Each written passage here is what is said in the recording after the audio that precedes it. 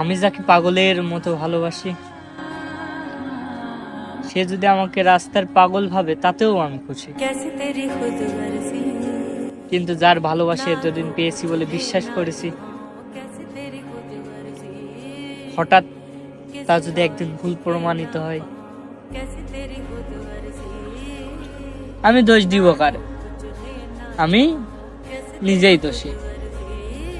দেখলাম যে ভালোবাসে সে ঠিক ফিরে আসে, হয়তো কিছু সময় একা রেখে যায় কিন্তু মনে মনে ঠিক থেকে যায়। সে আমার হইল ঠিকই, আমার রইল।